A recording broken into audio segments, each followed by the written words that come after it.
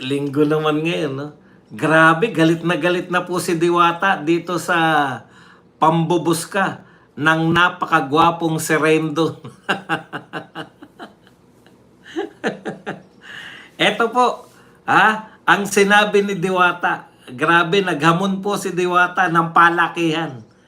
Eto po ang sinabi ni Diwata. Itong Rendon Labrador na to, hindi, basahin natin. Itong Rendon Labrador, lalaki sa lalaki tayo. Paramihan daw kayo ng lalaki. Rendon, paramihan daw kayo ng lalaki. Lalaki sa lalaki. Hindi ba yun ang meaning? Tuloy natin. Nakakatawa ang buhay. Masarap itong mga ganitong Masarap. Masarap tong ganitong away, no? Yung isang aminadong badingdong at yung isang nagpapalaki ng katawan. Pero bago yan, meron muna dito.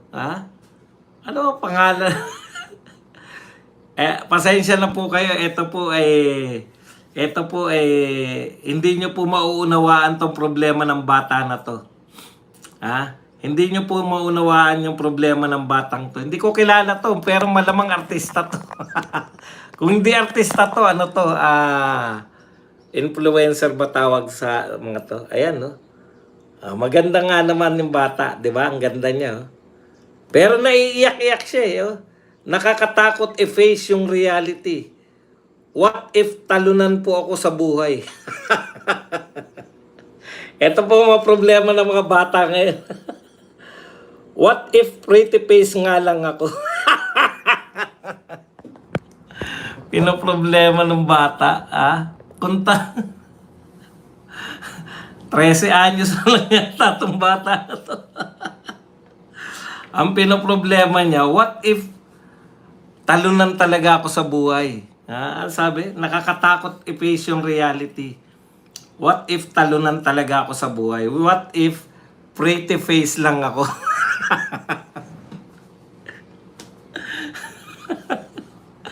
Yung mga hindi po yung mga hindi po makarelate. Iha, 13 anyos ka pa lang.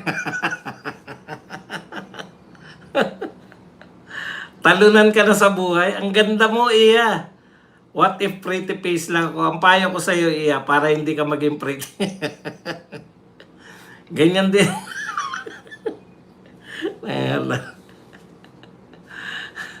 Ang problema niya, baka talunan daw siya sa buhay. What if pretty? Una, enjoy mo yung pagiging maganda mo. Yung talino kasi. Yung talino, magbasa ka lang na magbasa, mag-travel ka na mag-travel, tatalino ka eh. Pero yung ganda, Iha, mahirap pag-aralan niya. Kahit na anong gawin mo, mahirap pag-aralan yan. Ikalawa, Iha, bata ka pa. Ang ganda-ganda mo. Hindi pa masusukat kung kailan ka matatalo o mananalo. Pag 50 anyos ka, balikan na natin si Diwata. Comedy to. Maganda yung Sunday natin, no? Katatawanan lang, yun. Ito po, gulat na gulat ako eh. Kung nabasa ko lang to na meme lang, yung sinabi lang, nabasa ko po kasi sa dyaryo. Sa Tribune, tapos nakita ko rin sa Inquirer. Grabe naman mga balita, no? Sabi ni Diwata, itong Rendon Labrador, ito Rendon, yan pala. Inggitira ka.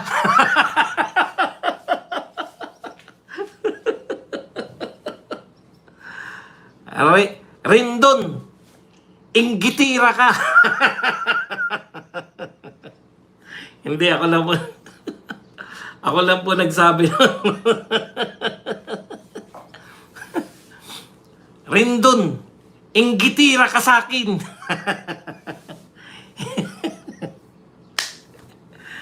Tuloy na natin yung totoo. Ito, Rendon Labrador, lalaki sa lalaki. Lalaki sa lalaki tayo. Gusto mo, palakihan na lang tayo ng pagkalalaki natin. Grabe, aray ko. Promeno naman kayo. Si Diwata, anak ng pupa, naghamon ng palakihan. Inggitira ka! Rendon, inggitira ka!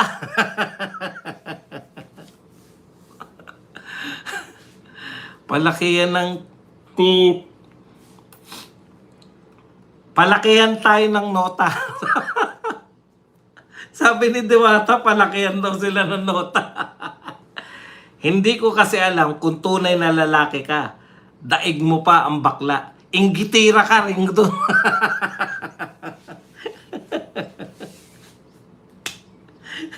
Yan po ang mga binabalita ng mainstream media. Diwata, nagamo ng palakihan ng nota. Tameme ka.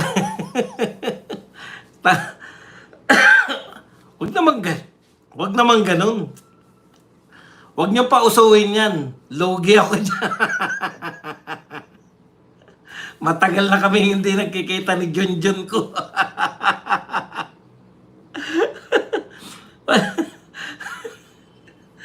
Walang ganyan. Si Diwata naman, pinapahiya mo naman kami.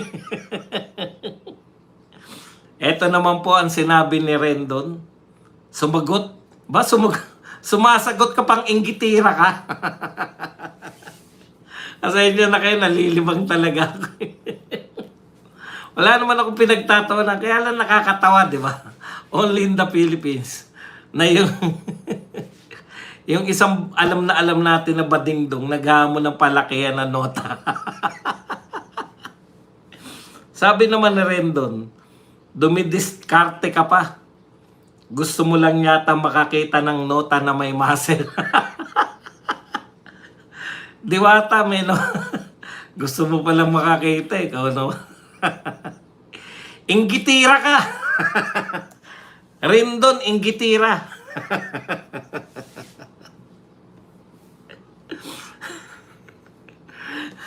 Amin po yung si Imbornal girl, si Rosemary, na bumabatak.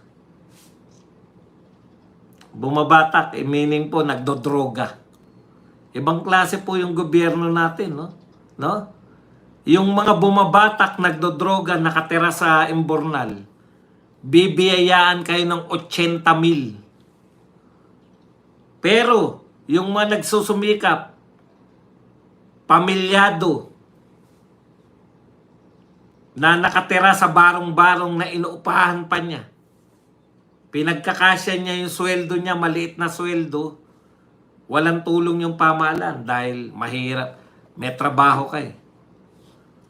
Mag-adi ka na lang, tumira ka sa may 80,000 ka. Yan ba yung gusto nyong mensahe? Yan yung problema pag yung gobyerno mo mahilig lang sa mga photo ops, mahilig lang sa mga tumitingin lang sa ano ngayon. Ano ba ang viral ngayon?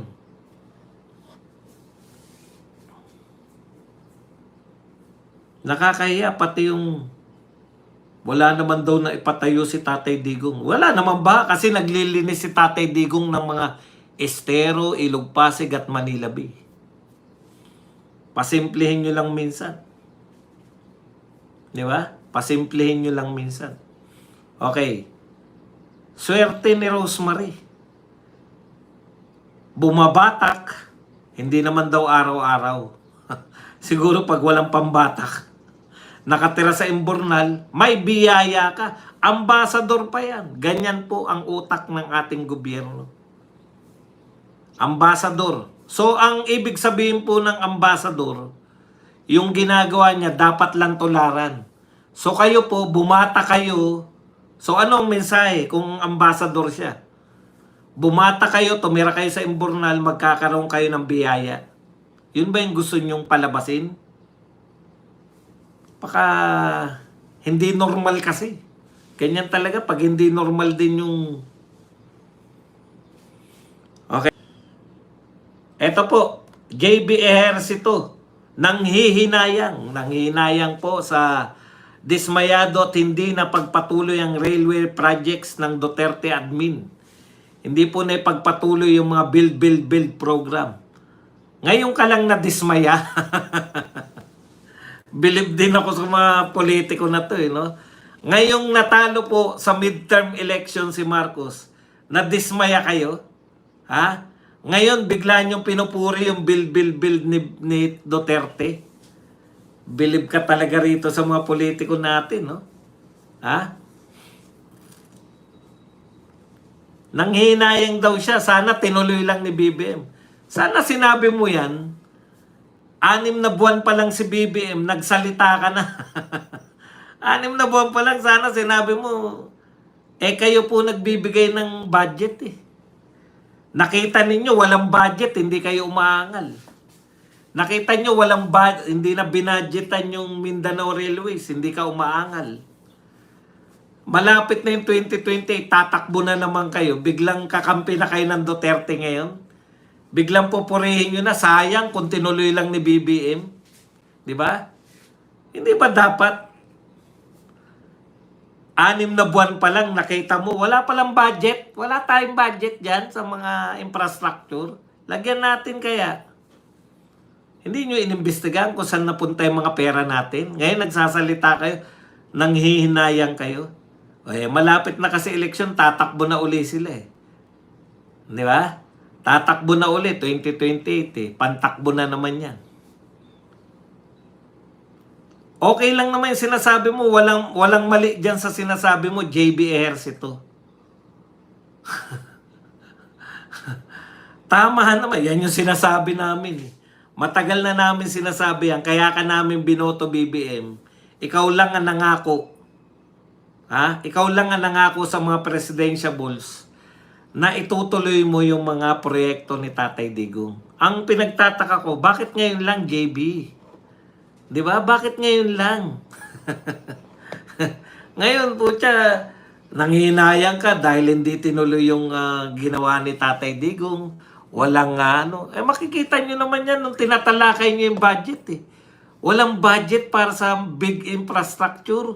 Ang budget ang infrastructure project ay para lang lahat sa flood control.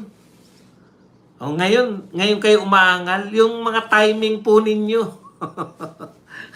Doon kami namumblema kung 6 months pa lang si BBM, nag-ingay ka na. Okay to si JB. Natalo sa midterm. The people have spoken. Tsaka kayo magkikibo na nanghihinayang kayo na hindi tinuloy ni BBM yung mga ginawa ni Duterte.